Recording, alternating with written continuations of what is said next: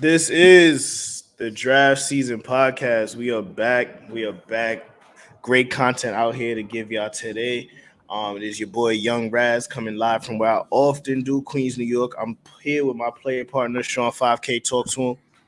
You already know, man. We back to give you guys this glorious content as only the draft season podcast can. So it's real good, man. It's a nice little, what I'm saying, postseason baseball, preseason basketball going on. So it's officially time to really get knee deep in this preseason NBA content. So you already know we bring you guys a heavy show today. If you are familiar with this content, with this brand, with the episodes, the stuff that we do, this might be a long episode today, but strap in. Get ready. And you know what I'm saying? We're gonna get you ready for this upcoming NBA season. And for some housekeeping, because I don't know if y'all saw the last episode, but we did get down with some good brothers and sisters over at Rise. So that is the new home of our podcast. So just some housekeeping, some ad reads, as I take a sip of this Hennessy, that's also product placement there. Tired of hearing the same old takes from the same old people. We real Suge Knight with it. Looking to add some humor, culture, and energy to your daily grind. Your search might just be over, or just might be over. At Rise Network, we're a global multimedia platform for the best and most diverse voices in sports, entertainment, and pop culture. Podcasts, streams, articles, reviews, you name it, we do it. Visit at Rise Network US on all social media platforms, or visit risenetworkus.com for more info. So what are you waiting for? Come on and rise with us. That was one of the least painful reads I've had to do. Bro, that was a good read, bro. It could have been, you could have really butchered that. That was barred up. It is what it is, man. We are professionals now, so we got a little ad read business. Shout out to the people, the good folks at Rise, and let's jump into this, man. But today we here. Basketball season's here. Let's call it what it is. Preseason has started. I know people may not be as locked in with football and baseball going on, but there's been some interesting storylines in the NBA during the preseason. We got some anti-vaxxers. We got people getting obliterated, dunked on within the first two couple games. It's just basketball is back. It's a very exciting time. We know people may have their drafts coming up soon with leagues coming up, so we can get into that stuff with a later episode. But today we're here to talk about the actual ball on the court, and we're talking about the Eastern Conference, Sean. Yeah, man. I think it's always a nice just reset. Get the mind flowing, get you thinking about these teams that you haven't been thinking about. The East, what I'm saying, obviously the lesser of the two conferences as we've known forever. But what I'm saying, they had the champs reside in the East right now, so we do have to give them, what I'm saying, enough respect on that end, and at least starting with them. So what I'm saying, this the over under exercise is always a fun one. Just for me at least, like I just said, in terms of just getting a reset, thinking about all these different, what happened over the offseason, player changes, who are we expecting to take a step up for these teams, teams that, are in just weird places when in terms of, just roster construction and where they are on their timeline to contention. So we can start it off. Obviously, we're going to go in alphabetical order here. So we can start it off with the Atlanta Hawks. And like I said, we started off, obviously they drafted Jalen Johnson, Sharif Cooper. Free agency, Trae Young signed his extension, John Collins signed his extension. Lou Williams also re-upped. They also brought back Gorgie Dang, DeLon Wright. So what is the over-under for the Hawks right now, Raz? Over under, let me pull that back up as I'm going through our famous birthday tabs that we were looking at previously. Actually, yeah. But the over it's 46 under, and a half. 46 I got 46 and a half. It's basically like a 47 number, 47 and a half with Caesar Sportbook, but DraftKings and PointsBet has it at 46 and a half. So we just got to decide which one we're going to go with today. We're going to go with DraftKings. Let's go with DraftKings. We go to DraftKings today. DraftKings Sportsbook has the Hawks at 46 and a half over under. So yeah, I think like even just like real like recap just about their rotation, what they're looking at right now. Obviously Capella, the Capella Collins front court last year proved to be, I think it was just better than everybody expected coming into the season. I know one thing about John Collins. John Collins wasn't really expected, or he wasn't really looked at as you know what I'm saying, a defensive big. People really did discount him on that end. Offensively in the postseason, particularly that series with the Sixers, I think you saw some of his warts as, you know what I'm saying, an offensive player. You know what I'm saying, just being one of those guys that's extremely reliant on Trae Young to create for him. Not really a problem when you're playing with Trae Young, because Trae Young will spoon feed his bigs. But yeah, like I said, I didn't have a problem with the Collins contract. You know, he's just that chemistry he has with Trae Young is phenomenal. Obviously, they have Gallo still in Atlanta, Hunter at the 3, Bogdanovich, Herter at the 2. They did bring in DeLon Wright, as we did mentioned earlier. And then they got Lou and Sharif at their backup guards. So where you at with this Hawks team? 46.5. Do you consider there? I always do think one of the more interesting, you know, subplots with the Hawks is, you know, expectations probably plays too big of a part in how we look at these teams. You know, I know one common problem a lot of people had with the Hawks before: you can't build a functional defense around Trae Young. That is what they said. Well, it is built in a couple summers. Travis Schlenk did, GM for the Hawks. He basically just built a good enough defense around Trae Young after a couple years and a couple good free agent signings. So they are above schedule right now. So, you know what I'm saying, I can see a lot of people just going to be just when it comes to, you know, getting up to speed with those expectations. It's going to be a big year for them to prove that they are who everybody thinks they are, or who they showed in the postseason. So where are you at with this Hawks team? 46.5, Raz. Vegas is good, man. I feel like that's a perfect number. It's one of those situations, like, obviously we got to see the Hawks up close and personal up here in New York City in the playoffs, and kind of saw what that team can look like when it's healthy. The addition of Sharif Cooper and who else they get? Jalen Johnson. Yep. Yeah, like, those are good. Those, I don't see them getting much. I can see Sharif getting some time, but like, the team is already deep. Like, Cam Reddish looks kind of poised to, you know, be the Cam Reddish we thought he could have been coming out of high school. He's had a good preseason game or two, and he's starting to look like he's looking a bit more for his offense, and it's becoming a bit more efficient. And defense is where I think he needed to get better, and he's even putting effort over that in the preseason right now. So, I mean, obviously it's preseason, and same with football. Like, preseason, you got to take it in bites, but you got to see what's going on sometimes in between the lines and on the film, and that's kind of showing up right now. So if he even has a good season, they're bound to be a better team than they were last year. So I will say there's probably going to be some drop off in some of these teams, and then some improvements in some of the teams in the East. And 46.5, I want to say push, because why not? But you can't push on that. So I'm going to go with them winning 45 games. I don't feel good about it, but I'll go with the under. Yeah, I'm not mad at the under. And like I said, we're gonna keep track of these over under, see who comes out on top at the end of it. We forgot to do it. We slacked last year, so we're gonna end up doing that. But yeah, 46.5 on the Hawks. I would probably lean over.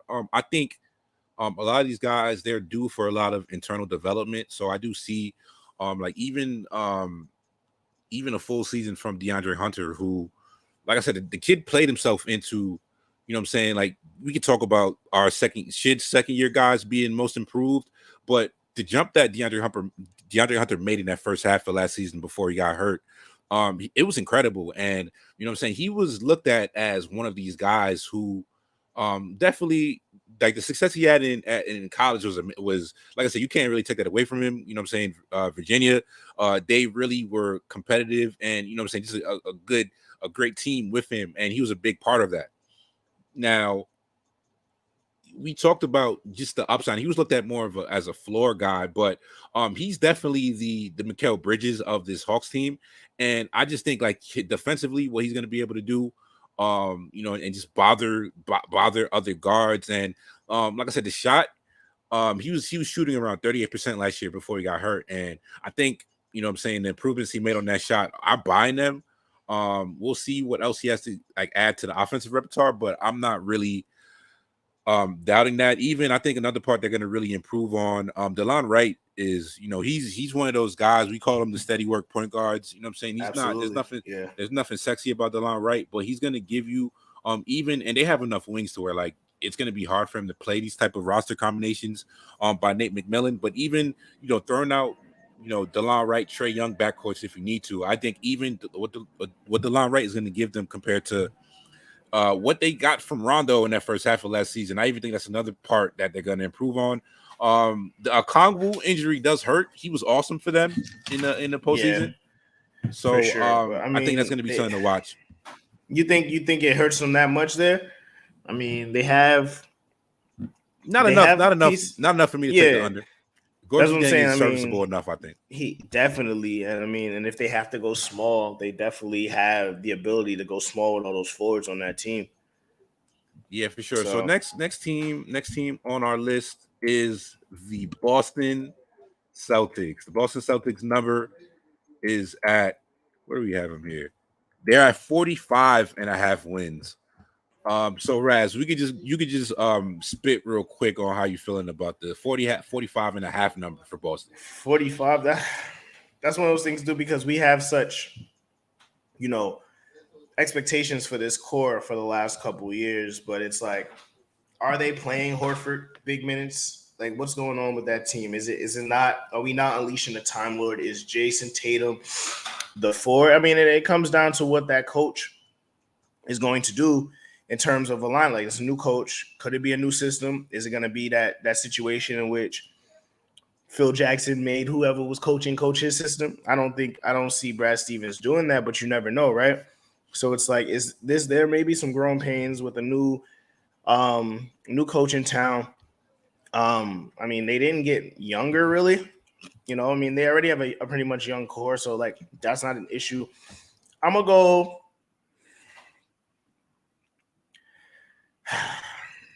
You said 45.5, right?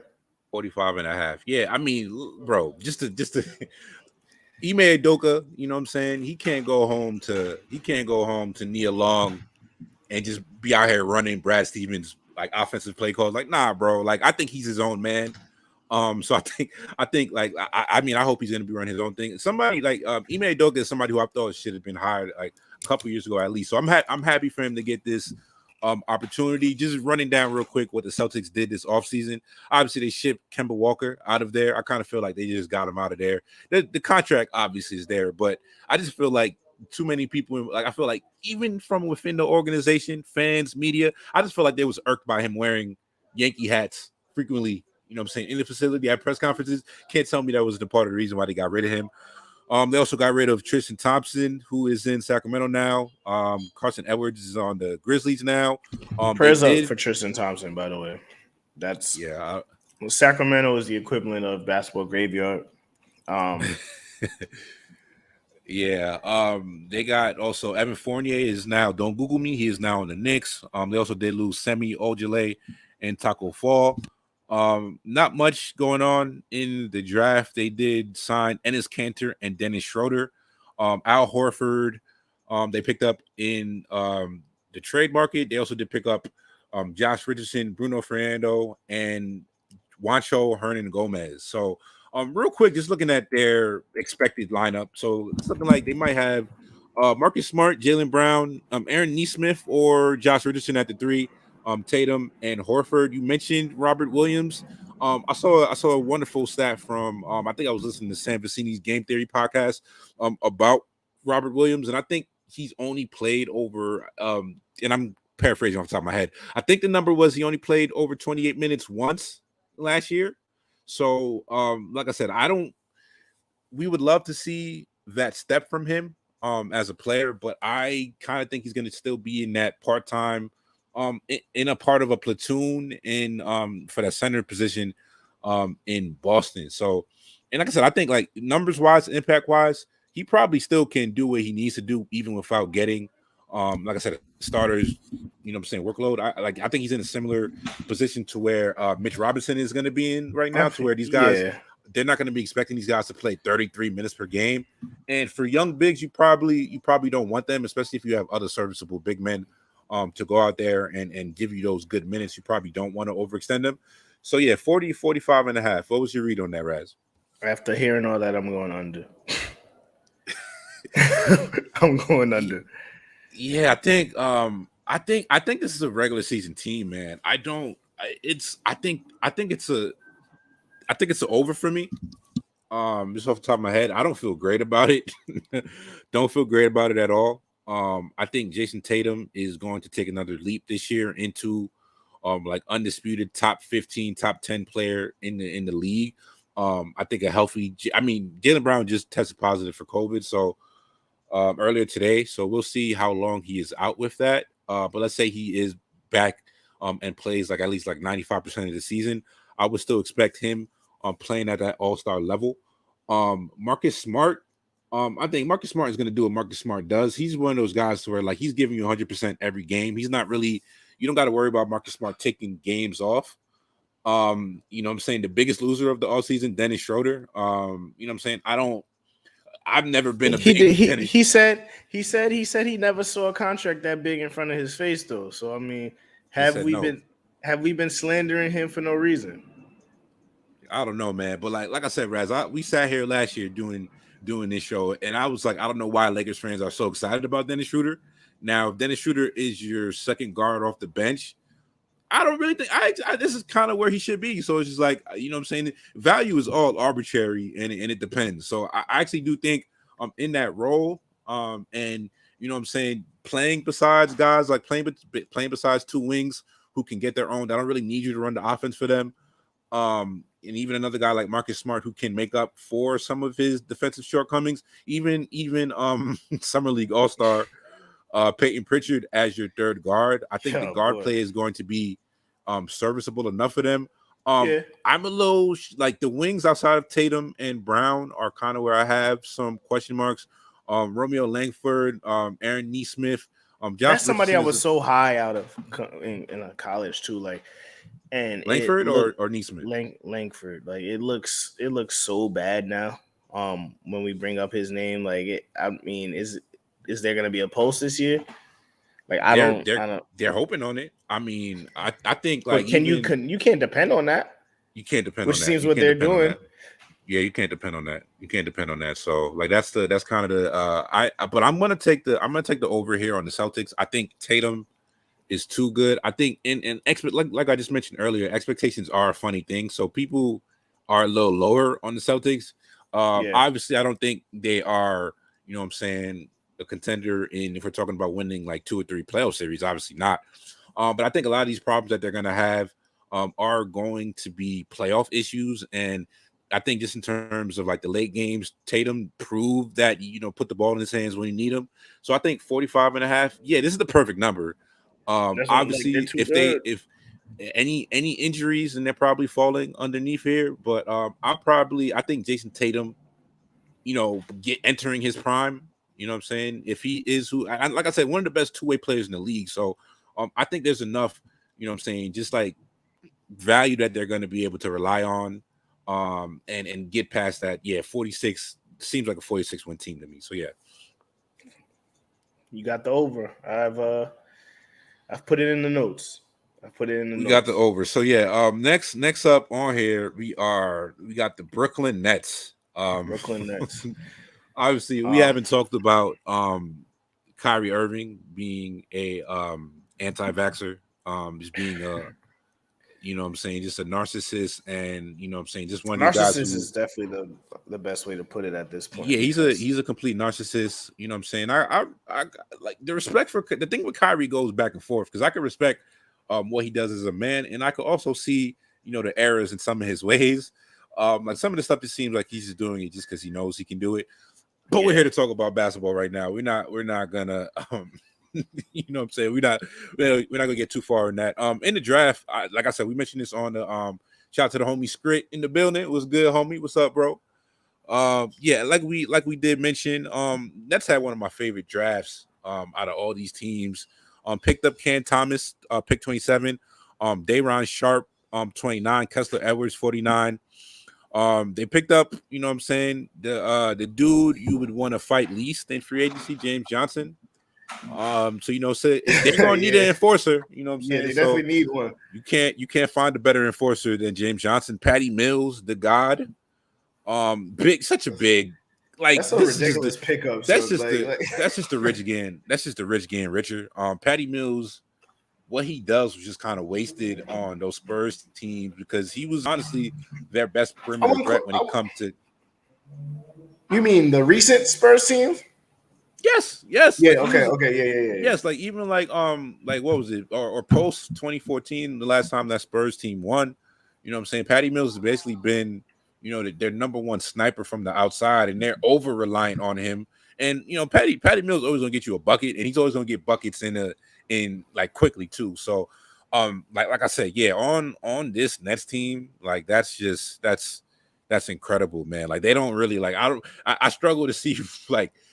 They had enough offense to just stagger between KD, Kyrie, and Harden, but just throwing in a Patty Mills to make up for basically filling in that Landry spot, and you know what I'm saying, he's much better than him. They also have Cam the rookie, like he can be instant offense. It's left to be seen. You don't want to depend. You don't want to depend. You don't want to that, depend on the rookie. Correct. No. That's what I'm saying. It left to be seen what he can do against actual NBA pros, but all signs point to the ball going in the basket.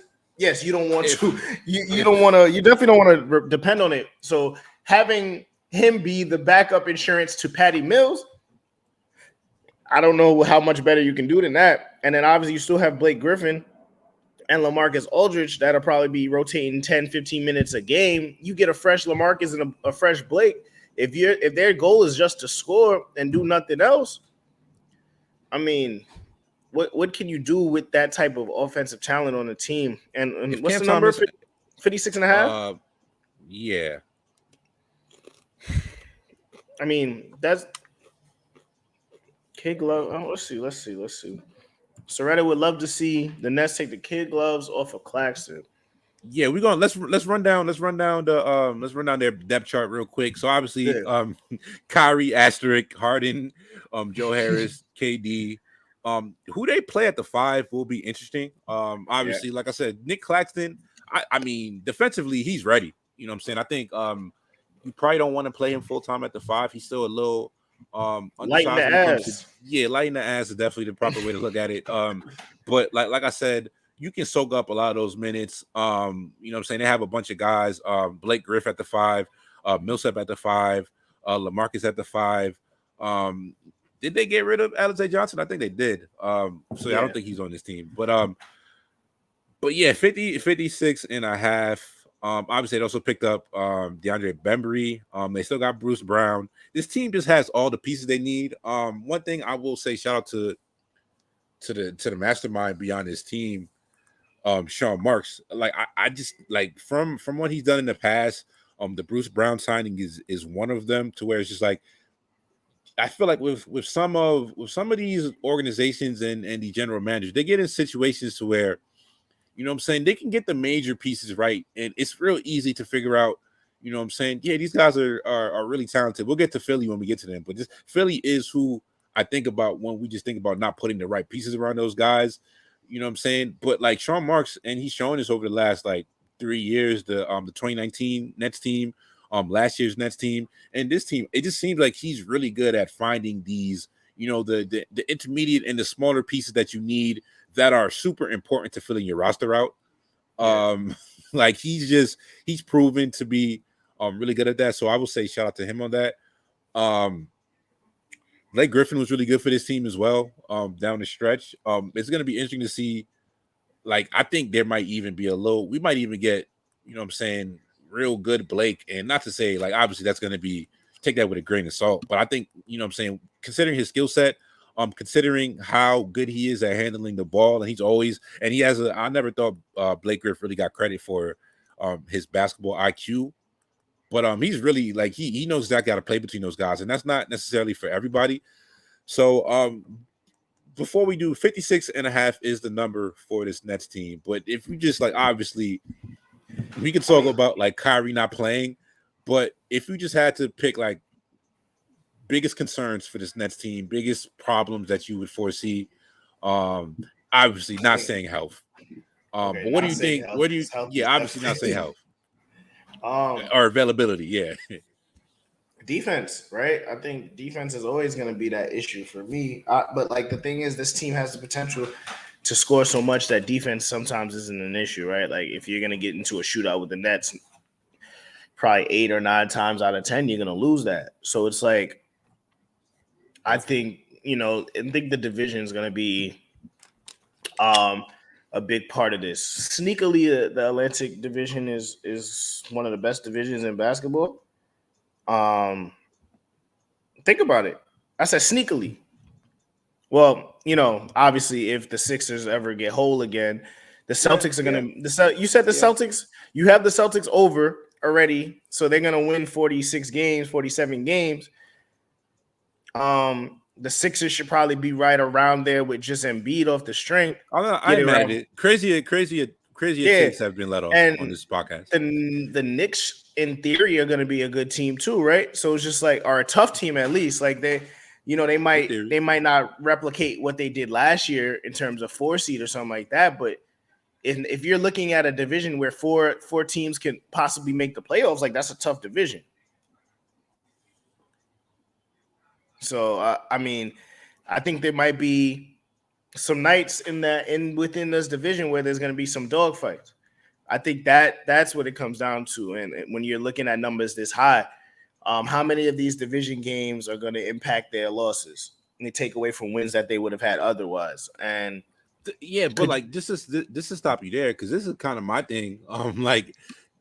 Because I'm leaning the under here, and it has nothing to do with the team. I just see, do they have enough talent to just like what I'm saying, just absolutely stomp across the whole NBA? Yeah, they just might. But like I can see them, what I'm saying, it's gonna depend. I don't really see them pushing the gas on their win total during the regular season. I just see, what I'm saying, they're gonna be focused on. I don't really think and that's the funny thing because it's just like, for this team, are they going to care about home court advantage? Literally, Kyrie currently can't even play in New York, so that doesn't, like, we got to throw that out off rip. What I'm saying, KD looks healthy from what we saw in summer, and Harden looks healthy right now. So it's just like I said, if you tell me those guys play 70 games, they're going to smash that over. But yeah, I'm waffling right now, so I mean, I'm gonna just say fuck it and take the over. But I see that's probably the That's probably the only path I see towards them not getting the 50s. 57 is a lot of wins, man. That's what I'm saying. That division is going to be tough. They could, like, the 1 seed probably is going to be the Bucks, and they'll probably win like 60. And then I don't know, man. I could see the Nets right at 56.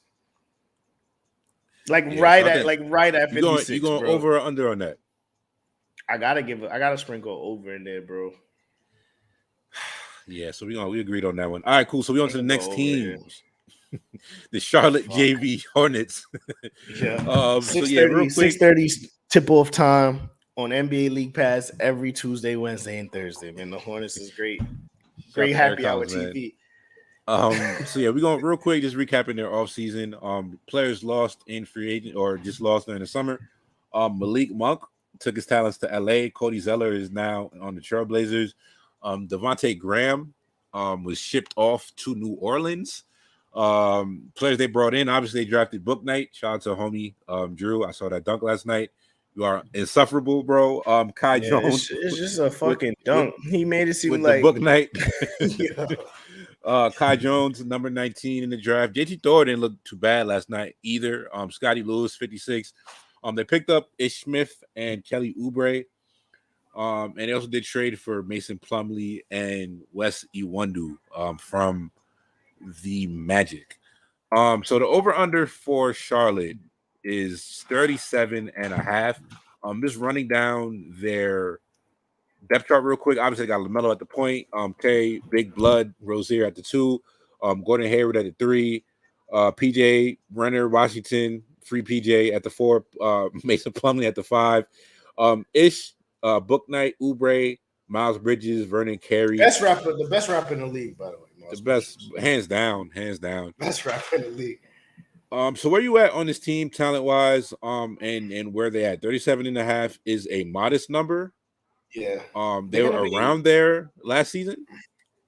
They're gonna be a fun team, man. Like They're gonna be a fun team to watch. Like I'm tuning into their games.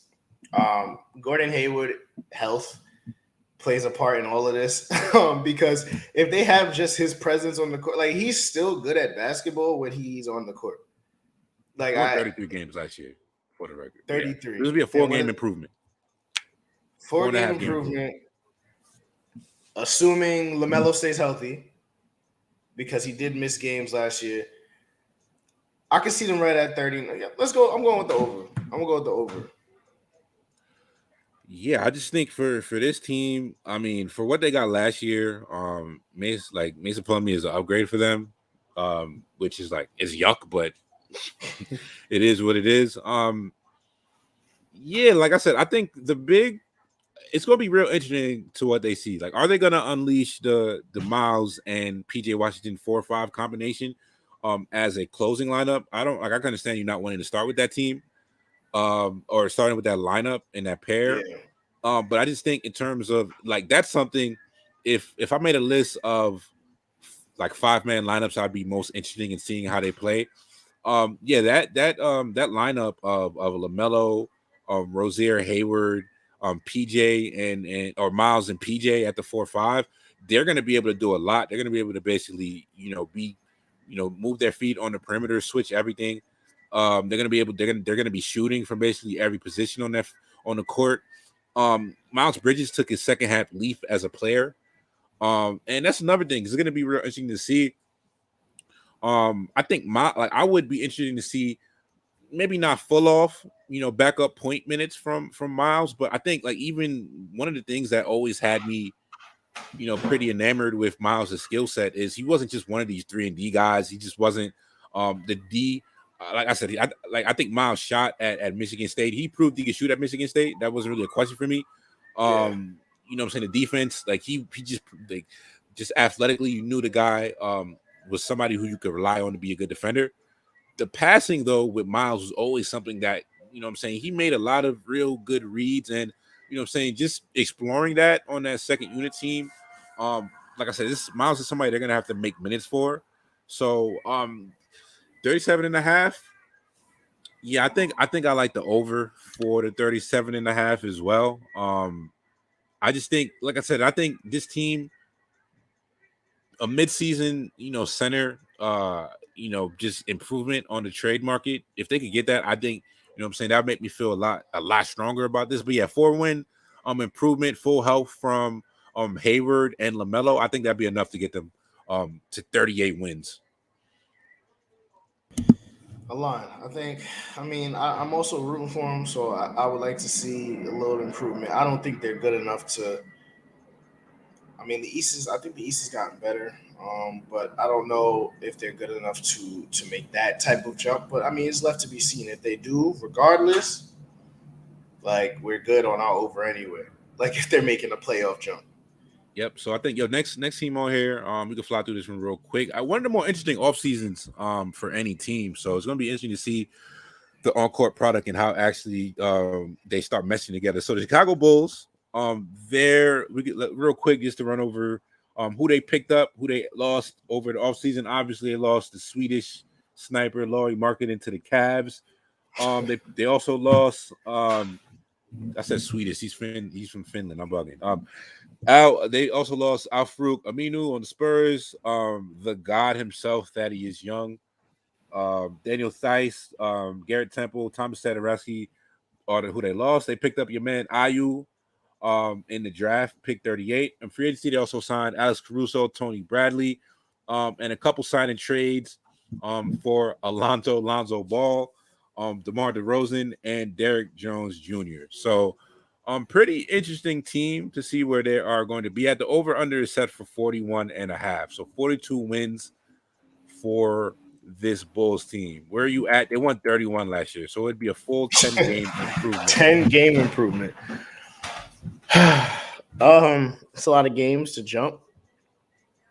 A lot of new pieces to mesh, but I think they have the talent to win more than that. I mean, I think I'm gonna go over because why not? I don't feel great about a 10-win jump ever with the team. Like it's just that doesn't bode well. But DeMar DeRozan for what he is or for what he isn't, he is a steady offensive presence regardless. So that you bring that into the full, a point guard that can distribute and play defense and kind of get him and Zach LaVine the ball where they need it. I mean, I feel like they have better pieces. They've lost, the god, like you said, that he's young, but I mean, there are things about this team that are better, just even off the eye test from last year. So I'm gonna go with over. All right, so yeah, like just trying to like walk through like what the problems this team could have. Even like on the second half, they didn't exactly click right away in terms of after they got Vucevic, but offensively, you know what I'm saying, we can talk about all of these guys, and obviously I think the Pat Williams injury, I think he's injured. I'm not exactly sure how much longer he's expected to be out. But I think they're expecting to get him in a after like shortly after the season starts. So, but just talking about how this team fits on offense. Obviously, there's imperfect players on this team, but I do think if you're putting a puzzle together, all of these guys complement each other where they need it most. Raz, we talk anytime we talk about Lonzo Ball on here, you know what I'm saying? The fact about Lonzo is like people saw like this, superstar upside with him. But I think if you came away with that after watching Lonzo's like UCLA tape, I think we kind of missed, you know what I'm saying, a couple, issues that he just had in terms of creating his own shot, hit mid-range game, finishing around the basket. These are all flaws that Lonzo has always had. But with that always being said, Lonzo has always been, an extremely safe player. If we're just talking about contributing to winning basketball. The stuff that he does is what I'm saying, if you're on a good team, you know what I'm saying, he does a lot of little stuff that you want from your players. So Lonzo, putting him beside somebody like a Zach LaVine, match made in heaven. You know what I'm saying? Those two guys are gonna love playing with each other. This is basically the first time Zach has had somebody in his backcourt who is a plus passer, I would say, since since Ricky Rubio and since he played early in Minnesota. But since then he hasn't really played with natural guards who are going to complement his game. DeRozan, DeRozan has been a walking bucket in this league for over a decade at this point, or close to a decade at this point. The mid-range ain't never going to be dead as long as DeMar DeRozan is alive. I even think just in terms of some of the issues that or some of the problems he had in Toronto, I think he even later on in his career, you've seen DeMar improve on his game, start to make better reads out as a passer, and add that to him. Obviously, he's not shooting threes, but you know what I'm saying? I don't expect Lonzo to really be a pull-up shooting three-point threat. But you know what I'm saying, foot on the ground, feet set as a catch and shoot guy, I think he's going to be serviceable. Zach LaVine literally put up one of the best high volume shooting efficiency seasons we've seen from basically a play initiator last year. He can shoot. Vucevic, one of the best floor spacing fives in the league straight up.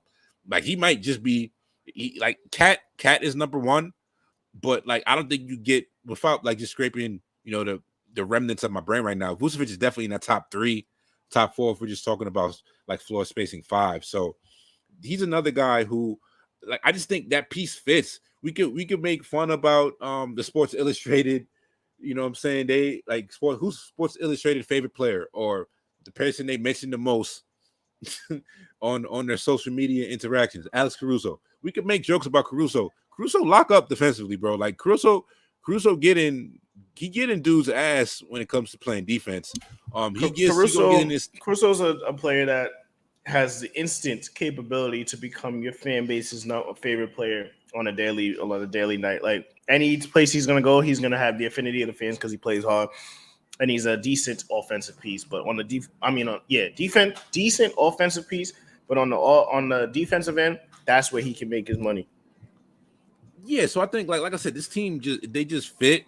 There's enough. I think there's enough, just flexibility in terms of being able to play different, lineups and going against different teams.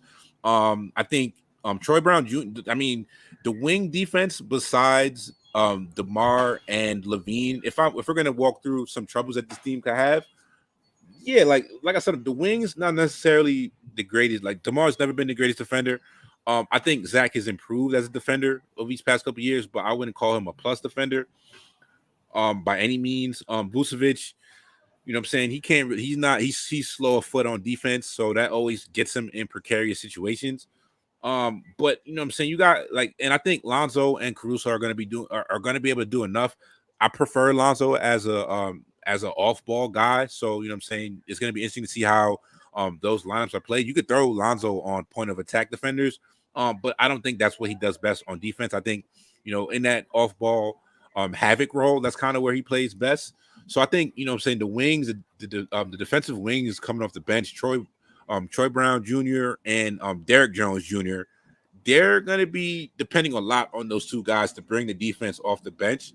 So I think, that's going to be one of my number one things just to watch for this team. Watch how they really play.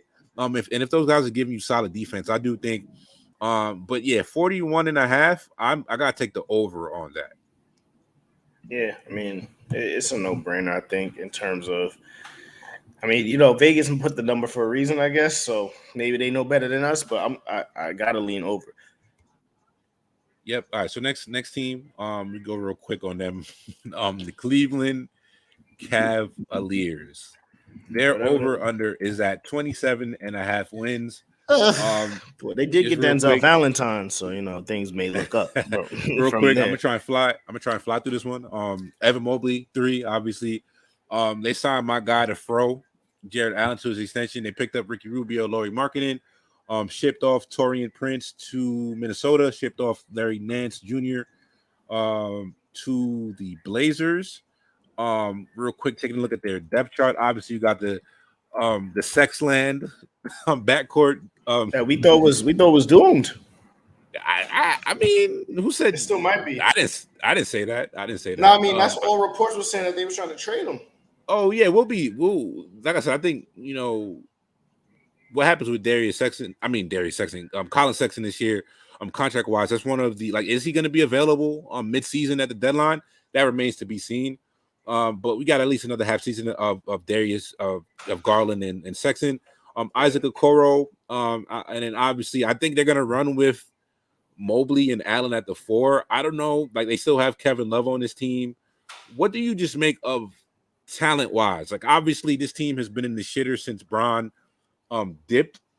But I think number one, as a GM, and when you're putting a team together, your number one objective is supposed to be to add talent to the team whenever you can. Now, if we look at this roster, there's a glut at guards, there's a glut at centers. The team doesn't really make sense. But just fit wise, what do you make of this team? Just of the talent they've accumulated. I don't think anybody has this team as, anything close to a playoff team yet. But pieces starting to come together. What do you make of this? Just what they've accumulated in these past 3-4 years. I mean, they've accumulated nothing in my mind, but the pieces, in terms of progress. But in terms of the players, it's still to me left to be seen the long-term fit of Sexton and Garland. I think separately they can be very good together. Mobley has the ability, I think, to be close to a generational talent at big man if he puts it together and he's healthy. So you're there. You've locked in some defensive help in Jared Allen, who, for what it's worth, he's going to jump regardless. Now, I do worry. That. You got to respect that. You got to respect it. But, he's not the biggest of players either, right? So, him and Mobley are kind of the thin towers, basically. They aren't, they're gonna have the ability to get bullied every night by bigger and wider front courts. So they need somebody there that is going to be a little bit stronger, whether that's off the bench. It depends on how they're gonna run this, right? Kevin Love is just playing out the end of his days there. Lauri, another thin big man. What the hell are we doing here? Basically, I know we want to speed through this shit, but it's the Cavs roster makes no sense. It's impossible. I want to give them their just due and get my thoughts off on them, but the roster makes no sense. Zero, bro. that's the funny thing. If we're just talking about like, but it's basically like, I mean, the idea of, you know what I'm saying, basically like it's similar to like hockey line changes, because that's basically like what they're gonna be running with their centers. Now, it's not like they picked unskilled centers, or unskilled big men. That's the funny thing, because like Laurie can play next to Evan Mobley. He also can play next to Jared Allen, and I guess vice versa. So I guess you know what I'm saying, when you have it works, but like when you have like that's what I'm saying, which is like if you have, it doesn't give like, anything a different look. Like defense, like the offenses and the defenses that they're going to be playing against are going to get the same exact look every time they're running these lines. Like there's nothing, you don't have to plan for nothing different. That's with their line changes. Talent wise, if it was just an opportunity they couldn't pass up. But like, yeah, especially since you're trying to make up for a team that's making like that has two undersized guards in their actual, you know, backcourt. This is the type of stuff you have to do to actually make up if you're putting out two guards that are basically under 6'2". I think Sexton is. I know Sexton is like 6'1", 6'2". I think Garland is around there as well. He might even be a little shorter than that. Rubio is also on the team, like I did mention. But yeah, this team, it's just, I don't know, man. They're getting closer. They're probably one big trade away from this roster actually making sense. So yeah, remains to be seen. I don't think they're not far off. They're probably a year away from They're a year away from being a year away. This Cavs team is, but otherwise, I think we're gonna bang that under. But I don't like, if I had the percentage, I think there's like a 25% chance they can get to like 28, 29, 30 games, which is like not me saying that's not a good bet if you're gonna say 20% or over. So we spent enough time on the Cavs. Yeah, I'm going. Yeah, we both going under on the Cavs. Next team, real quick, we can fly through this one as well. Detroit Pistons, basketball. All right, so we got obviously they drafted Cade number 1, Luka Garza 52. They brought in Kelly Olynyk, who surprisingly had like one of the funniest second halves after he got sent to Houston last year. Corey Joseph, Corey Joe, Trey Lyles, Saban Lee, Summer League All-Star as well. Just running through their depth chart. Obviously, Killian, point guard. I guess Cade is going to run that off guard spot. Sadiq Bey, Jerian Grant. Jerian Grant. I called him his brother. I'm bugging. Jeremy Grant. Yeah, Jeremy Grant. Isaiah his brother's Stewart, a former Nick Great, I guess. Former Nick Great. That's why I'll never forget him. And then yeah, obviously Saban Lee. They got Hamidou Diallo. They still got Josh Jackson. Fucking suck.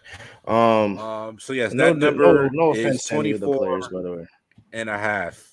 24 is such a low number, though. What do we make of this team?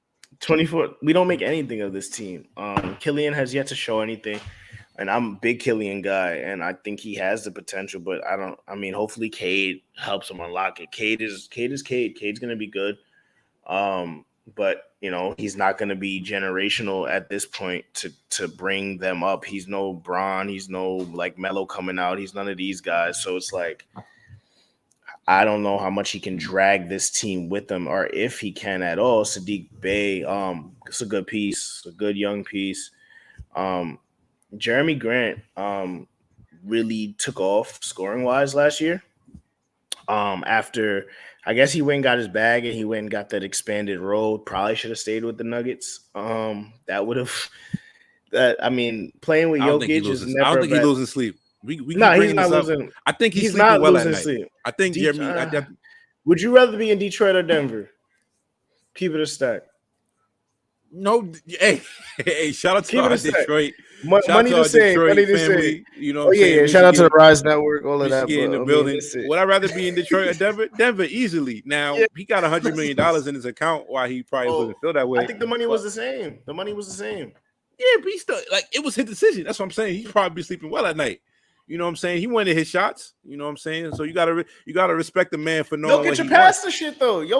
Jamal Murray won't pass that bitch, but that nigga Jokic and Michael Porter Jr. is one take in giving it up. So he's not fair enough. All right, he saw the writing on the wall there. You know, I apologize, Jeremy Grant. You made the right decision because you're also saying sorry to Michigan. We also saying sorry to Michigan.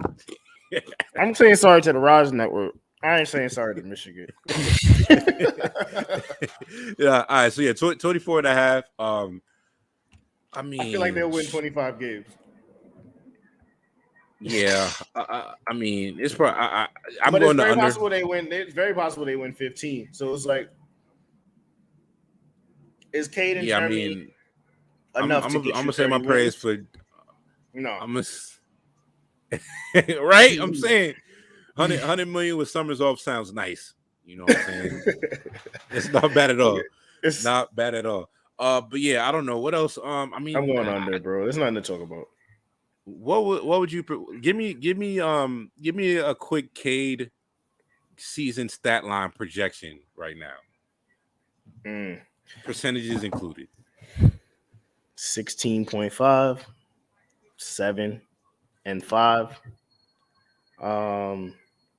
43% shooting.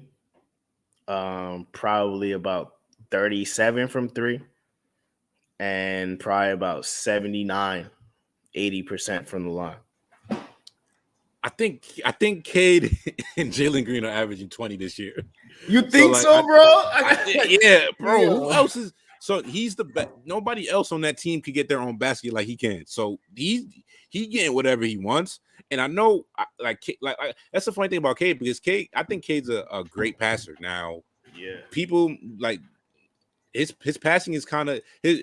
I think before, or how some of him as a prospect was kind of just talked about, was the passing being in line with the scoring. But I think he's further along as a scorer. So I think when it's just like, you know what I'm saying, what do I do best, what I'm most confident with, I think he's going to be going to a scoring bag. I'm close to you with the percentages. I think he's going to be around 44% from from the field goal or from the field. And I'll probably project about 36-37% from 3. But yeah, man, I think they're both averaging 20, man. I don't know if that's a hot take about Jalen and Cade. I feel like, I don't know. I feel like Jalen's gonna get way more shots up, but who's taking those shots away from Cade? Jeremy Grant, remember? He's here for the buckets, bro. He's not taking away. There's a lot of field goals to go around. You know what I'm saying? Like, even like Sadiq Bey is getting his catch and shoot shots. But yeah, we've talked about enough about the Pistons. All right, next team we are on the Indiana Pacers. Real quick, talking about their offseason. They did sign the 33-year-old Dominican. They drafted the 33-year-old Dominican Chris Duarte, number 13. One of my favorite picks, Isaiah Jackson, number 22. TJ McConnell, they re-signed. Torrey Craig, they brought in. They lost Aaron Holiday to the Wizards. They also lost Douglas McDermott to the Spurs. Real quick, running down their depth chart. T.A. Warren is still hurt. I think Karis LeVert is hurt already. Yeah, bro. he is.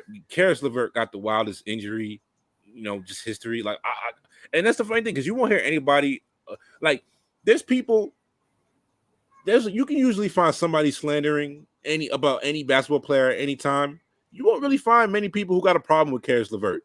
like aesthetically, I think, you know what I'm saying, the ball don't lie. People love him. You know what I'm saying? Real hoopers love Karis. He just can't stay on the court, man. So get well, Karis. You know what I'm saying? I just want to see you put in as close to a full season that we can see. But yeah, Brogdon. Brogdon, LeVert, Warren, we're still doing the Turner Sabonis thing. TJ McConnell off the bench. They still got Justin Holiday. I think that's Justin Holiday. Yeah.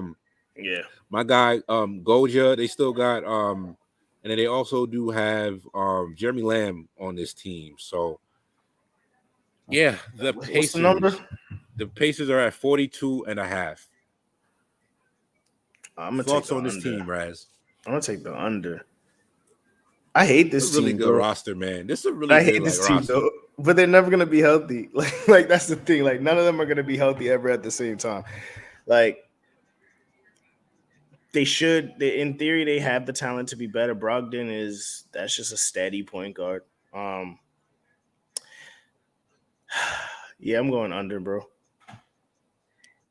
I think it's tough. They should win more, and I want them on to win paper. more. This is probably one of my favorite depth charts to look at. Like I just think Yeah, like just it the sounds talent. better in your head. Like Probably, fair enough. talent wise, Levert, Warren, Turner, Sabonis, Brogdon. Like you thinking, like, damn, that's a tough no. Like that's a tough team. Like that's a team Tom Thibodeau would love to coach, right? Like, but got a little bit of everything. yeah, like that sounds great. It's never gonna be on the court together. I don't see it. The McConnell, Duarte, Holiday, like they have Torrey I have a Craig. real. I believe I'm a huge Rick Carlisle fan. So there's a part there's a part of this to where it's just like if he's the type of coach that could get a squad to overachieve in the regular season. So like that's definitely something that works in there like you know what I'm saying advantage. But you're not wrong at all, bro. Like this team we're already starting off on the wrong foot. TJ Warren has been out for a year straight at this point. So it's just like even when he does get back, you know what I'm saying? Like I don't see them, you know, like he's not playing back to like it literally feels like the bubble was a lifetime ago. And TJ Warren hasn't played a game since the bubble. like Yeah. that should tell you everything you need to know. Shout out to a friend of the show, Mark Skinler. We had him on the show. We talked about the Miles Turner and Sabonis dynamic. Both of those guys are great centers. I'd probably go as far to say that those guys are probably top 10 to top 15 ish centers individually, both. If I'm just putting a cap on each of them, I don't think you can name 10 to 15 centers comfortably that are both better than Sabonis and Miles Turner. And I'm huge fans of both of their games, but yeah, man, this is another team that obviously need to trade or some type of influx of some type of different energy on there. I think, like I said, Vegas is crazy because this seems to me like a 40 to 42 win team. Am I feeling, and they're at 42 and a half. Am I feeling bold enough to see 43 and a half? That'll be a bet on health. They're already down a couple guys, so I gotta take the under for this team. But like I said, I'm a huge fan of this, of just the talent on here. But I can see them going. I can see them easily going over. If they get health on their side. So, next team on here for us are the Miami Heat. Miami Heat. They are currently at their over under is at 48 and a half. Their offseason, obviously, they brought in the best BBW point guard in the NBA, Kyle Lowry, in a sign and trade. They also brought in. That's They got. ridiculous. I mean, he's up there. Nah. Yo, I'm not even gonna go down this rabbit hole right now, but Jimmy resigned. He signed an extension. Duncan Robinson extended. They brought in PJ Tucker. They brought in Markieff Morris. Whatever the remnants of Victor Oladipo's knees, they also have. They also signed in Dwayne Dedman. Real quick, just looking at their depth chart.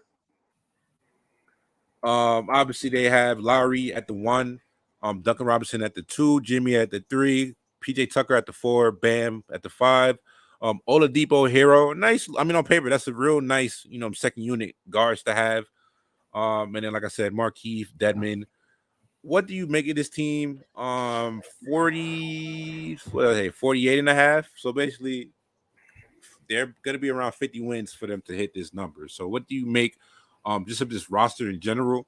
It's a And it's a tough team. Like that's a Pat Riley team at the core. With health, they're gonna be tough. They're gonna play defense. I think the defense is gonna travel every night with this team. probably one of the best defenses in the league. Yeah, like this team's gonna travel. I mean, Kyle Lowry is a bit on the older side, but he hasn't shown us much slowing down, right? And with Oladipo, in theory, if he's healthy and coming off the bench or starting, whatever it is, like they'll still be able to bring in Hero and Robinson to kind of take some of those not Duncan Robinson, but Hero to take some of those ball handling duties away from Lowry and Oladipo as well. If you need to, worried about, just minutes and things like that. And then having a Morris twin and Dedman as backup bigs, you could do a lot worse. They're gonna provide offense, they're gonna provide rebounds, they're gonna provide some type of toughness. The 3 position is kind of what I'm worried about. I think they'll do a lot of interchanging of Robinson, Oladipo, and Butler to kind of keep that wing spot free. Haslam is still on this team, so some moral support. I mean, this team's gonna be tough. They just need to stay healthy, but I do think defense is gonna win them some games some nights. And now adding another person who can take a big shot or is not scared of the moment, even though they love to say that Kyle Lowry and DeRozan were choking all of those games. I mean, they was playing LeBron, bro. So Yeah, I don't know. Like there's enough to say there. Kyle Lowry is 5'10" on a good day, bro. Like we're expecting him to really be the other guy that's going against Bron. Like, nah, bro. Like, let's be realistic here, man. I'm gonna go with the over. I mean, they gotta win 50 games. Somebody in that division. I mean, the Hawks are in that division, so they're gonna have some battles, but the rest of that division is trash. I think they could get 50 games. Yeah, I think I'm with you on this team. I'm not exactly. I need to watch them play first, and that's obviously this is the big difference between doing this before the season and doing this after. I haven't checked in any of their preseason stuff yet, but yeah, like it really comes down to like a big year for Tyler Hero. You know what I'm saying? Like he's year 3. I'm not gonna say make it or break it year for Tyler Hero, but he needs to make it, or Pat Riley might ship his ass out by the trade deadline. If it means improving on like what this team needs.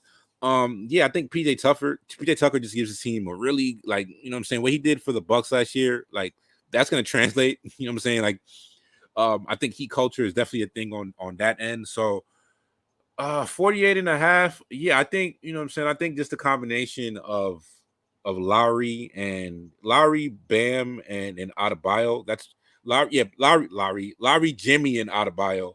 Bam, obviously. I think that's just a real, gritty, trio to where it's just like your stars definitely dictate just the energy on a night-to-night basis. And obviously they play for the heat culture. Yes.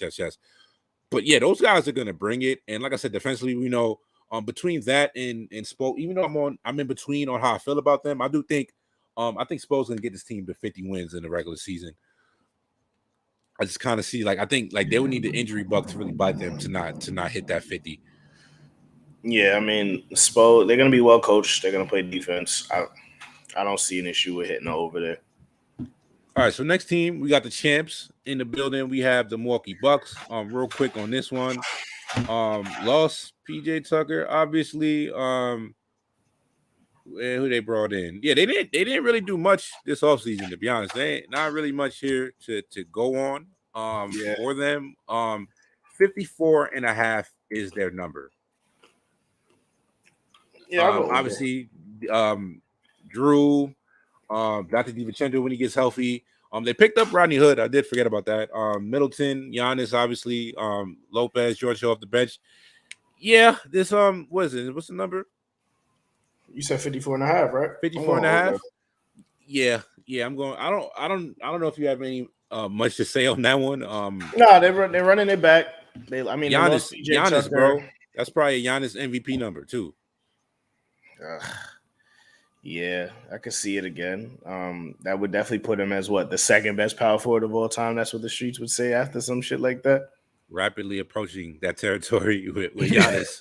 People don't want to have that conversation, but we getting there close. We are very close. No, I think when it comes down to he getting to that Tim Duncan territory, we're gonna have some real conversations because I don't think I'm gonna be able to stomach it then. All right, cool. So yeah, next team on here for us, we have the Orlando Magic. Last time we talked about the team, another one of these teams that's just a complete headache.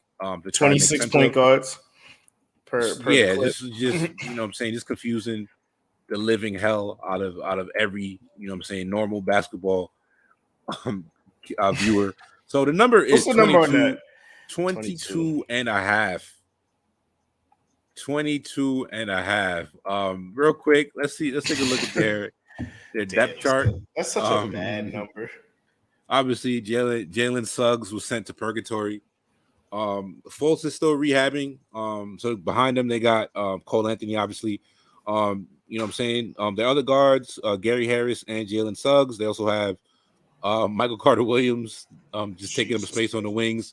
Chuma Okiki and Terrence Ross, as well as Terrence Ross is still on the Magic, bro. still on the He like Magic, bro. Still on the why? Magic. Like you You got like go be definitely, useful somewhere else. hey man, catch Terrence Ross on, you know what I'm saying, Love and Hip Hop Orlando in a couple years. You know what I'm saying? I know it's definitely gonna happen. They also do have RJ Hampton on this team. Um Iggy I used to Brass call, Akers. yeah, man. I You used can't to forget about the God. you know what I'm saying? And this guy was one of my favorite, you know what I'm saying, forwards in his class, but you know what I'm saying, Jonathan Isaac just going like full Bible nut, you know what I'm saying, Bible thumper, you know what I'm saying, the anti, He's you like know what I'm he's saying? from fucking Oklahoma, bro.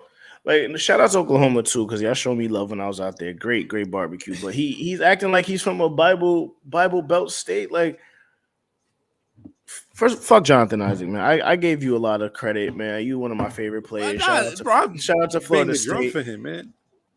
Shout out to Florida State. But he can't stay healthy. 2, he's an anti-vaxxer. And 3, no one. He's basically a Jehovah's Witness, bro. Like he's just knocking on doors, asking his teammates to come see him preach. Nobody wants to see that, bro. We hit a hoop. It's that doesn't ain't it hell, but not to cut you off, but ain't it hilarious how the whole like the story about none of his teammates, you know what I'm saying, showing up to his first, sermon when he was preaching. That went from a heartfelt story that people was just like, damn, that's foul. Man's couldn't like sit through a 20-minute service. Like, I mean, first of all, them services are never 20 minutes. So like that's one thing. But like secondly, like now it's just like, damn, like it makes sense. You standing for the anthem. You said I would have done it again. It makes sense why teammates wasn't fucking with you now. But what do we make of this team 22 and a half, right? 22 is such a low number. Like it's hard. It's such a low number, but they might not get it, bro. like they might not get it. Fuck it, I'm gonna go under. I think they're gonna be very bad. And who's coaching this team? Clifford can't still be there. No, they got rid of Jamal Mosley, I believe his name is. That's a brother. Yep. Fuck. Yeah, Jamal Mosley on there. Yeah, I got that right. How many games did they win last year? They won. See the handy dandy conference. They won 21 games last year. So Vegas is running that. Do you think this is a better team? I mean, 21 games in last season would be like 26 or something like this season. We didn't even mention Wendell Carter or Mo Bamba. All right, let's go over. I'm gonna go to over. No, I'm going under. Bro. You can have that one. You can have that one. You can have that one. You can have that. I think they're gonna win exactly 23 games, bro. That's not exactly a season to write home about either. But that ticket cashes at the bank, though. All right, next one on here. We're in Philly. One of the most ironic, just town titles, but the city of brotherly love. You know what I'm saying? Ain't no love out there right now. If you are one Benjamin Simmons, or you know what I'm saying, if they probably smacking up dudes. If they see anybody that's affiliated with Clutch, they probably smacking niggas in the streets right now, in Philly. So I mean, and selling them oils, of course, because you can't. It's hard to make any sense of this roster as currently constructed. The roster never made sense to begin with Ben on it. So now, but I mean, we haven't spoke about this on here. So what do you make of the whole Ben Simmons saga, Raz? I mean, it's been belabored to hell. But we don't gotta spend too long on it. But yeah, just what do we like? We're just waiting for a trade to go down at this point. I don't know. I think that's what it is. I don't know what other ground to cover there is here. You know what I'm saying? Side note. I'm gonna change my Piston pick to over. I see they just hired Ben Wallace on the coaching staff. No beef. But I think with Philly, I mean, we're waiting on a Ben trade, right? I don't. You think he blinks? I don't know, because he's not there yet, and they're playing games. So it's just like, he's not blinking. They disrespected that man. I mean, granted, he deserved a bit of it, right? He deserved a bit of the slander that he was getting, but your teammates throwing you under the bus, your coach throwing you under the bus at press conferences at losses. Would you want to go back? Like, I don't know if I would want to go back, and if I have the leverage to make it so that you gotta trade me, then I'm fuck it, trade me, because I'm not gonna. You're not gonna talk shit about me like this, because this is You ever love. had some? You ever had some hating ass coworkers, right? I've had some hating ass coworkers, bro. The difference is Now, I if you had needed the that check. leverage, if you had the leverage to say, "Fuck them niggas, I never want to see y'all niggas again," what would you have done? I would have been just with Ben Simmons at the crib. I would have got the I hell up out of mean, there. But yeah, man, I don't know what the hell to make of just the Sixers team in general. It's funny because randomly enough, like one of the only people I've said with like a decent Ben Simmons take, I like it was Kevin Hart on All the Smoke, and he was just like, people got a problem with Ben asking him to be something he's not. It's kind of cut and dry.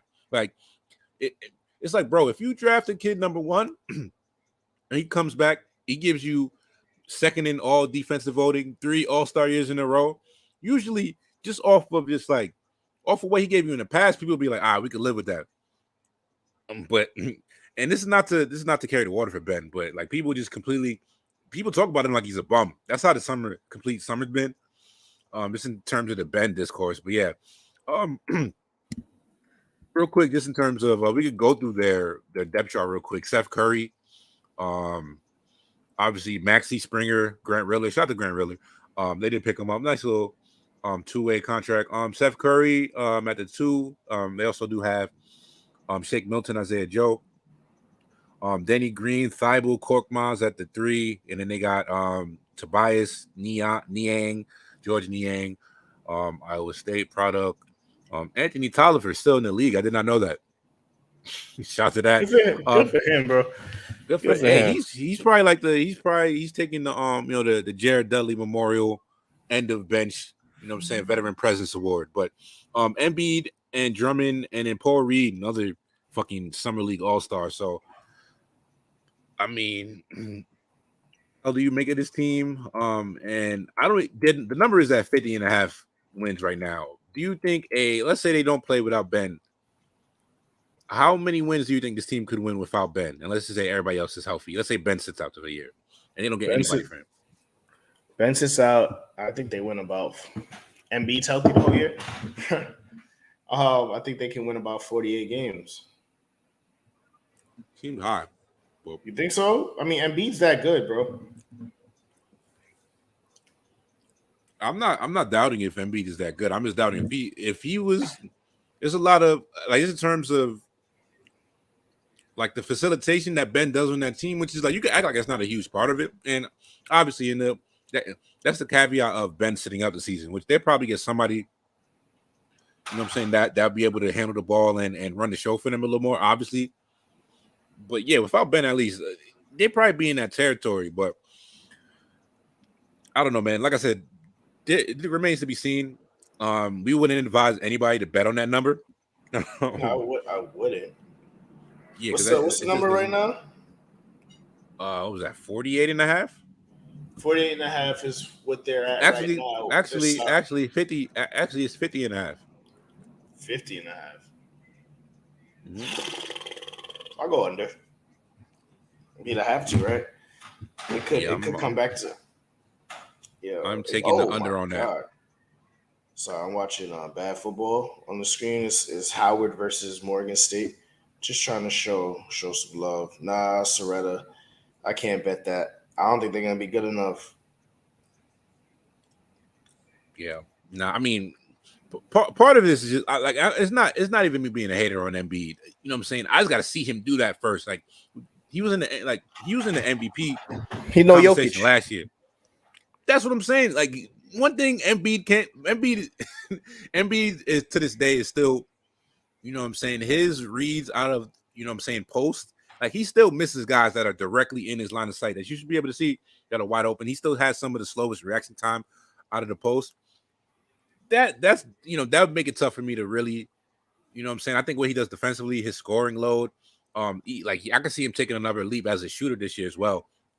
Yeah. But like after what we just saw, Jokic did, and that being, the threshold for MVP season, I don't know, man. He would have to.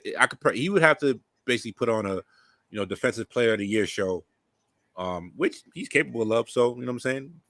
fuck do I know? Fuck am I talking about? So, all right. So we got a couple more here. A couple teams left. 3 teams. I think 2 teams left here in the East. So we got the T. We going up to T dot to the Raptors. Just recapping their offseason real quick. Obviously, they drafted Scotty Barnes, number 4. Re-signed Gary Trent after the Norman Powell trade. They brought in Sam Decker. Didn't Sam Decker do some racist shit? I'm forgetting. I don't remember. thought so. I thought he was a racist. Yeah, I mean, the racists are winning still. Shout out to switch up the method. Shout out to Spencer Hawes. No shout out to Spencer Hawes. Just like that's somebody got to play that part in the league. No, what you didn't get picked up. Myers Leonard didn't get picked up this offseason, though. So that's we might be. I don't know. We might be confusing Sam Decker and Myles Leonard.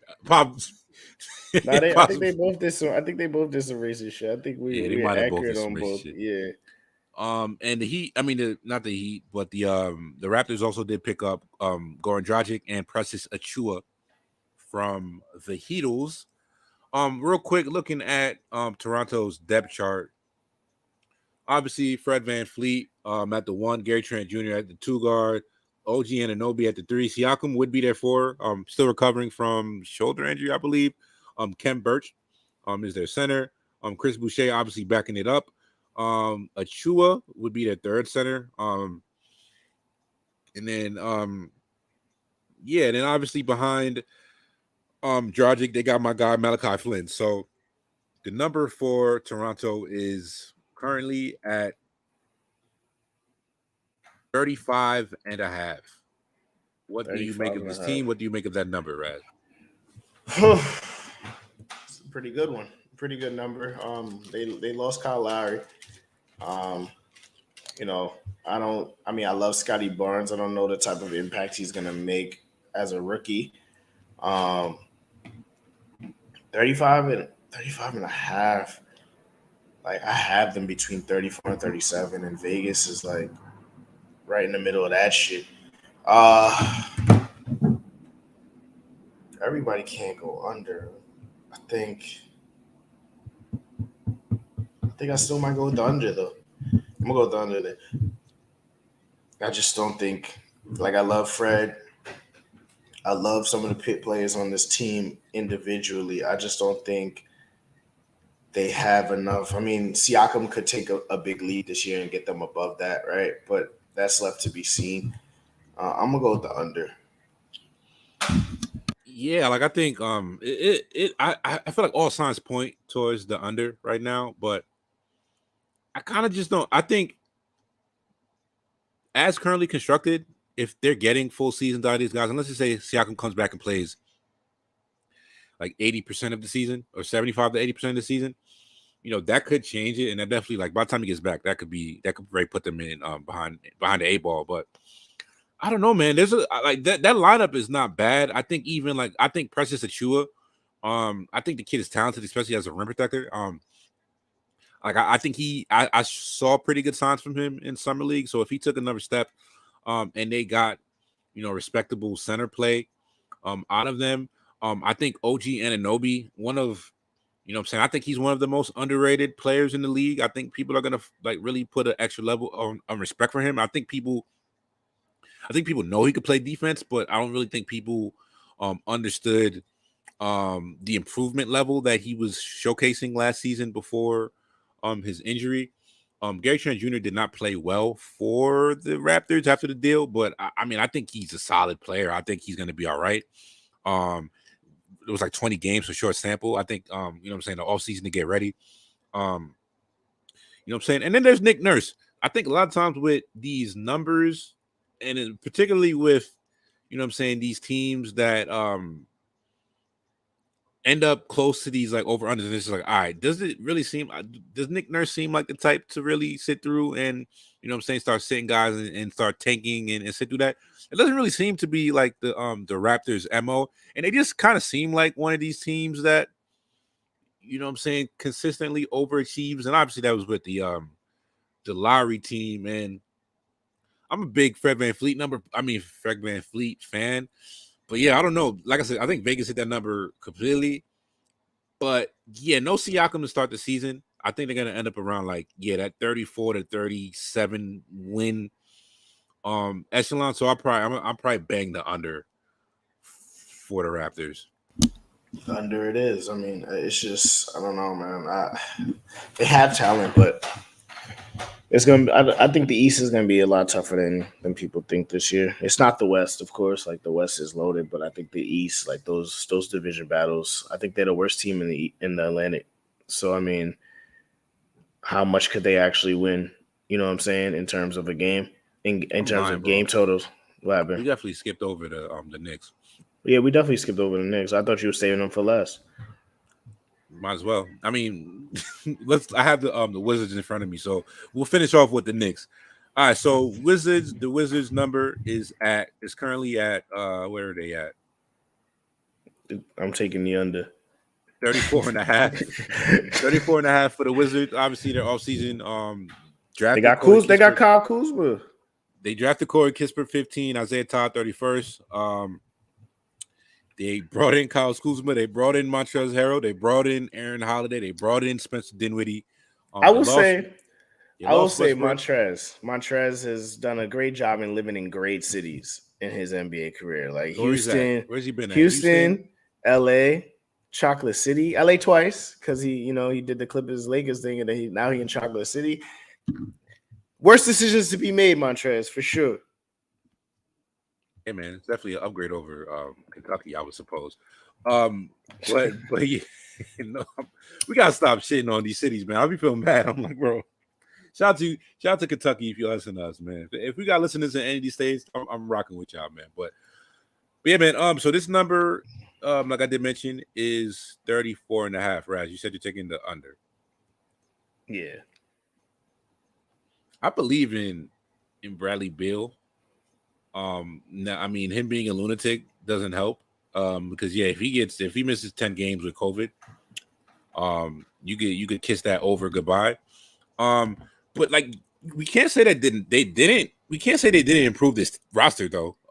So like I won't just what I'm saying downplay it immediately. I've always liked Thomas Bryant. What I'm saying? He's probably on the verge of, I would say, starting and like a backup center. He's pretty close. Daniel Gafford was good for them on the second half. Montrezl Harrell, what I'm saying? He is what he is. Just you don't really want him defending pick and rolls. But offensively, extremely talented. He's gonna do what if you give him minutes, he's gonna put up numbers. Kuz at the three. It's funny, Kuz, Avdia, and Kispert as their threes. To go along with Davis Bertans. So I mean, you got some wing depth. I've always been higher on KCP. And then you got Dinwiddie, who I've probably been a little lower on Dinwiddie than, what I'm saying, some of the consensus that others, what I'm saying, I think most NBA Twitter would be, because he's a nut when it just comes to, shot selection. But if you promised me a full season of Bradley Beal, I might take that over. But I don't know. It's just the Wizards are just one of those teams that was just like, yeah, just, bang the under every year. And like 85% of the time, you're going to come away with a good bet. But I don't know, man. Like, put a gun to my head, I might take the over. So I mean, fuck it, give me the over. Over, all right. Give me the over, fuck it.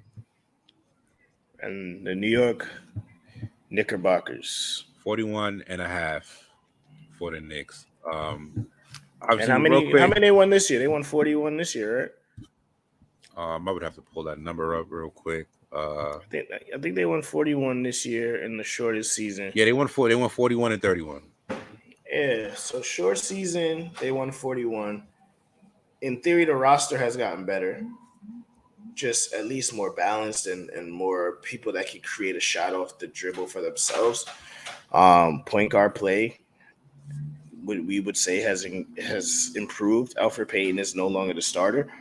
I mean, you don't expect Julius Randle to play out of his mind like that again, but I don't think the regression is going to be as ridiculous as we think, not we, but like the people are saying. I think Julius is still going to have a pretty good season, and I think from there you would hope RJ takes that next step. Fournier adds a shooting touch to this team and an offensive touch to this team that they just didn't have last year. And then Kemba and D Rose splitting time with Quickly as an option as well. I mean, this team is pretty deep, and that's not something you could have ever said about the Knicks in the last 2 to 3 to 4 years. So I mean, I I think they're better than 41.5. So I'll go over with the Knicks. I mean, they're gonna play defense at the very least, and I think they've gotten better offensively. So I'll go over. Yeah. So like, what do you make? How do you think the front court is going to play out? Like, just real quick. Obviously they have Mitch. They got Nerlens. Still got Randall. Still got Obi Toppin. The corpse of Kevin Knox is still on this roster. Then you got RJ. RJ at the 3, obviously with Burks. And Quentin Grimes. Taj Gibson as well. So on that team. So yeah, how do you see the minutes in the front court playing out? Front court, I mean, Julius Randle probably gonna lead the league in minutes. They don't need him to do that on his roster, bro. Tim is just a lunatic. They do. Then you'll probably get Mitchell Robinson to start as long as he's healthy. He'll probably give you about 22 minutes a game because he can't stay out of foul trouble. But those 22 minutes you get are going to be good. And then you're replacing him with Nerlens Noel. There's not much drop off there. I mean, Nerlens can't catch as much as Mitchell Robinson. So I think that's the drop off offensively, but you don't lose anything defensively. Obi Toppin, Summer League All-Star, looked very good and looked very good in that last preseason game as well. He looks more comfortable on the NBA court. You would hope gets 20 plus minutes a game, taking maybe a few of those minutes from Randall, but I think he might get also some 5 minutes as well, just because it worked. And I think those are the only people that really see minutes. You might see Taj Gibson for a spell here if somebody's in foul trouble, or just Tibbs needs somebody he can really trust in a pinch. You might get some Taj Gibson minutes, which detrimental, but he never is Taj Gibson wasn't a negative for us at any point last year. I mean, you would hope that you're not relying on him to play 30 plus minutes a game like we did in the playoffs, but spurt Taj Gibson minutes, I have no issues with that. I think it's just going to be a rotation of those 5 players. Jericho Sims is going to probably spend a lot of time in the G League, but I like the upside on him. He kind of fits that same mold as long as he can block shots like Mitch and Nerlens. Yeah, like just thinking about this team, because this team, drastically overperformed expectations. I feel like people just kind of waiting for, the tire to fall off on his team and them to come back to normal. And there's people who make the arguments about like unsustainable opponent 3-point shooting, and people who just shot bad against the Knicks last year, something that people don't really see as being sustainable. But yeah, the number one issue this team had was guard play. And I just think I remember the reaction that people had after the Fournier contract was signed, and I don't know, man. Evan Fournier, like I said, I think he's probably one of the more underrated players in the league. The guy's basically just been a perennial 40% 3-point shooter, in 38 to 40% over the past 4 or 5 years. He was just kind of stuck on some downtrodden, some down bad Magic rosters. Yeah, there's that. D Rose, love him or hate him or whatever, but I think he's shown to be an improved shooter. So I'm not concerned about his 3-point shot falling out or falling from underneath him. He's always had great touch, so he kind of just move that touch from that amazing teardrop he's always had, and just kind of turn that into shooting more threes into that. And I guess Kemba just comes down to being such a big variable for this team, because I know one thing we could talk about Quick, and I think even in the preseason game I caught some of it, and Quick was making some pretty good reads and some pretty good passes, which just lends a little more credence to what he showed in Summer League, that he was a better passer than he showed. He never really got a chance to show it at Kentucky, and he never really got a chance to show it during year 1. So even I think the health of Kemba and Quick's minutes this year in his role are kind of going to be, limited, or it's going to be tied to what happens with Kemba and D Rose. But I just think, you want to have young players, but you also don't want to be over reliant on them. So I know some people had a problem with that, but I just think just in terms of, whether if he breaks out, you're going to know he breaks out. And when it's undeniable and you got to start making minutes for somebody like that, I think from a roster construction, standpoint, it's just going to be, I think that's the best thing the Knicks have done, know what I'm saying, stop holding the cap space for, a day in the future and actually go get, serviceable NBA players who are actually going to help you, be respectable and be competitive on the court, on a game to game basis. Then you have the Tibbs, aspect of it. So yeah, like I think this team, let's just say it's funny because I don't know if people are banking on another Julius Randle all NBA season, but he's not. I don't see him also falling under a cliff. Julius Randle was probably, I think his skill set and how good he was probably a little underrated, even before his breakout season, and like even for all of the problems he had, people probably didn't take him, you know what I'm saying, or actually give him enough credit. So I just think on that end for the Knicks, I think they're set up pretty good to just have a solid season. So yeah, 41.5. Yeah, give me the over. You know what I'm saying? Just for you know what I'm saying. Shout out to Knicks tape. I'm not gonna go against the political connect. Can't do that. You know what I'm saying? I'm gonna get a Knicks this one. You know what I'm saying? I'm drinking the Kool-Aid. I think, you know what I'm saying, I think it's the first time in a while that the Knicks have actually been, you know what I'm saying, they haven't had a crazy summer, which is nuts to say. They've been out of the headlines. The Nets have actually been making the headlines, which is, a first. But yeah, man. But yeah, I think that should wrap us up. Unless you have any last things to close out on, Raz. Nah, man. Pretty long episode, about 90 of them minutes. Closing on minute 91. Could have been 2. Could have been 2 hours. Could have been 2. We definitely could have belabored some of those bad teams, but I mean, I think, I'm just happy basketball is back. I mean, it's not like we had a real off season, like we have in the past. I mean, basketball is always on, but this was obviously expedited. Happy basketball is back. Wishing all the players the best of health because, we don't want to see no injuries this year. And I mean, I can't wait to see how some of these over and unders come out. But I mean, draft season gonna keep y'all posted on all that, and we'll be back soon with some extra NBA content as we get rolling for basketball season. So I mean, yeah, this has been the draft season podcast. Thank y'all for rocking with us. We'll be back really soon with some more of that content. I just promised y'all. It's your boy Raz signing off. We are out.